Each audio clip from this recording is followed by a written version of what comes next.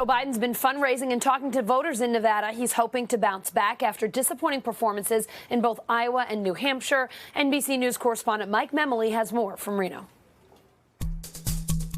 Well, Allison, Joe Biden at this hour is on his way to Colorado, not to campaign, but to fundraise. He needs to restore those campaign coffers at a time we're heading into Super Tuesday, and this becomes less of a ground war and more of an air war. The concerns within the Biden campaign were actually mirrored today by a voter who asked Joe Biden an interesting question. The voter started with a string of compliments here in Reno, saying, "You're smart, you're experienced, you're the former vice president," and then he asked, "What the heck is going on with your campaign? Why did you finish 4th in Iowa and 5th in New Hampshire?" And the great thing about covering Joe Biden, he actually answered the question. He repeated it actually for the entire room so they could hear it. His explanation went something like this, that when he sat down with his campaign team at the very beginning of his candidacy, they looked at sort of the crosstabs, they call it, the demographic breakdowns of all of the early states.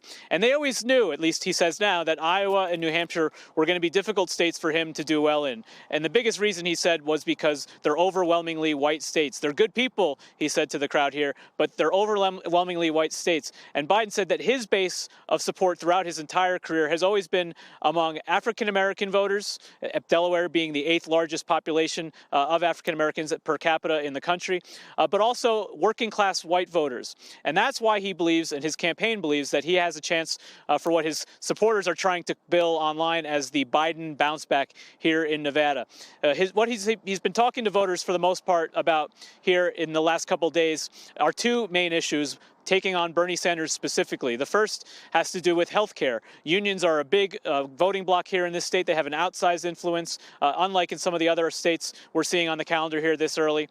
And Medicare for All, Biden has warned voters, and especially those union voters, would risk the hard-fought health plans that they've negotiated with their employers. Medicare for All would force them off those plans that they've negotiated and onto a government system. The other issue, and this is the one that he's been on the TV airwaves on, has to do with guns. Of course, the Las Vegas massacre here a couple of years ago, Biden in those TV ads talking about the fact that he passed the Brady background checks bill. He also passed the assault weapons ban. He said he's taken on the NRA and won before, and he can win again.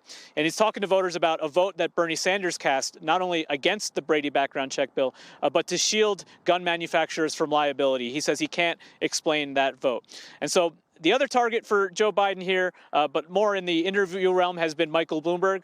Joe Biden and his campaign hope to see Michael Bloomberg on the campaign stage. One big reason why: they've been spending a lot of money, the Bloomberg campaign has, on the airwaves, including ads that make it look almost as if Bloomberg was Barack Obama's vice president and not Joe Biden.